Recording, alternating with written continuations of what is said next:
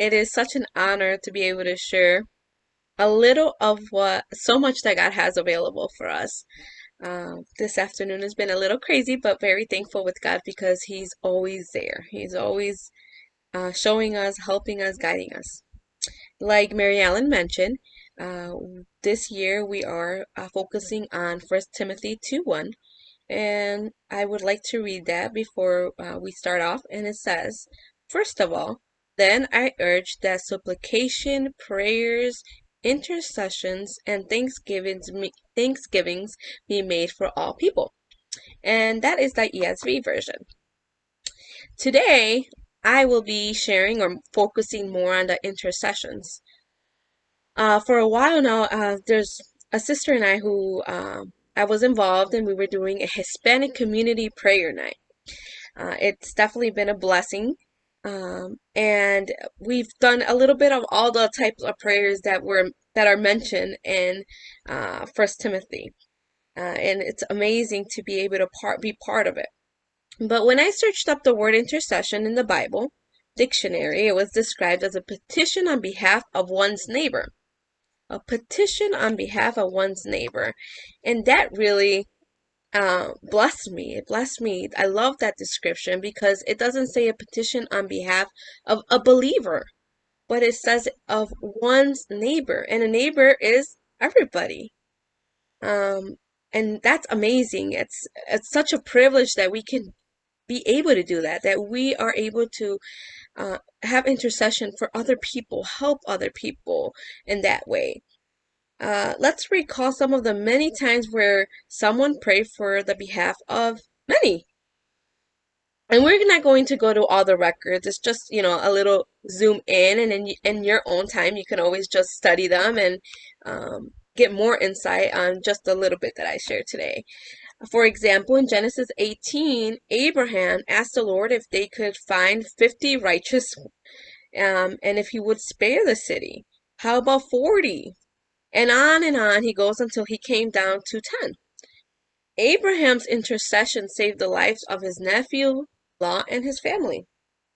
That's one example. What about Moses? When Moses was on the Mount Sinai, or I don't know how you say it in English, but you guys understand, receiving the Ten Commandments for God, the people could not wait until he returned, so they persuaded Aaron to build a golden calf that they would worship. Moses interceded on their behalf and asked God for them. And what did he do? He took care of them. In Acts 12, we also see an intercessory prayer example where church asked to pray for Peter, who was in prison. And that's in Acts 12:5, where Peter therefore was kept in prison, but prayer was made without ceasing of the church unto God for him. Paul's prayers of intercession we can find in the New Testament as well. Philippians 1:9 through 11.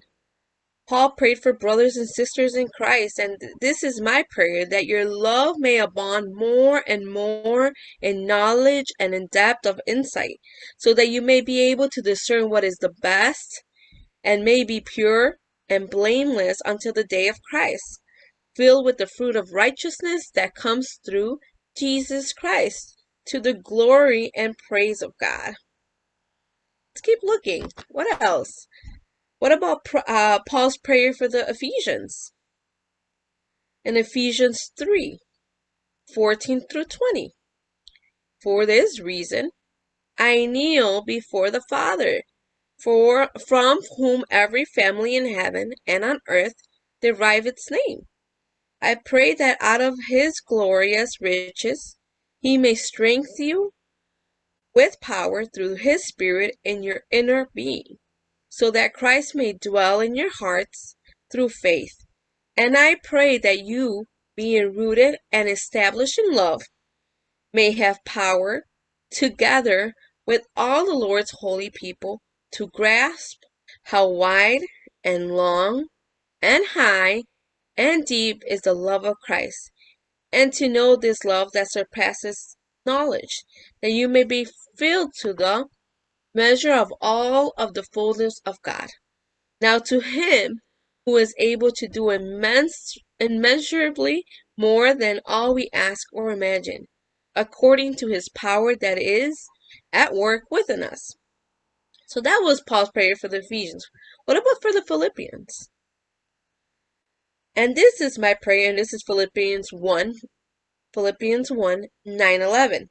And this is my prayer, that your love may abound more and more in knowledge and depth of insight, so that you may be able to discern what is best, and may be pure and blameless for the day of Christ, filled with the fruit of righteousness that comes through Jesus Christ, to the glory and praise of God. What about the Colossians? Paul also prayed for the Colossians. For this reason, we're going to go to Colossians 1, 9 through 12. Colossians 1, and then we're going to read from 9 to 12. For this reason, since the day we heard about you, we have not stopped praying for you.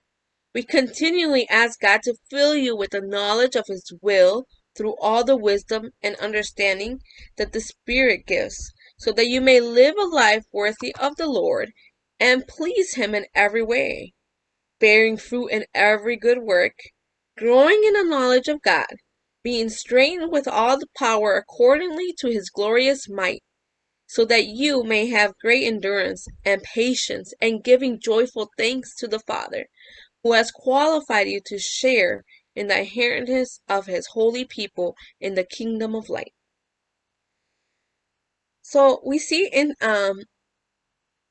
the intercessory prayer examples, also from the mouth of Jesus, right? When Jesus prayed for those who crucified Him, Jesus said, "Father, forgive them, for they do not know what they are doing."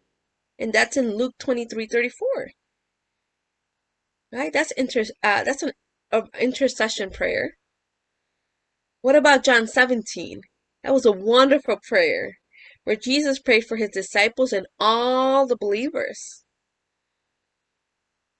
Also, in Luke 22:32, right? Jesus also prayed for the apostle Peter. But I have prayed for you, Simon, that your faith may not fail, and when you have turned back, strengthen your brothers. Today there are people hurting all around us. When we take the needs of people to the throne and literally stand in the gap for them, we can see revival come to our communities. So, stand in the gap for your families. Stand in the gap for your friends. Stand in the gap for the broken, the hurting, the sick, the homeless. You fill in that blank for everyone. What does James say? James 5:16. At the end, it says, "The prayer of the righteous man is powerful and effective." That is you. You are able to stand in that gap for anyone, for our government, for the world, the whole entire world, all of our neighbors. Because remember, that petition is for all neighbors. God bless you guys.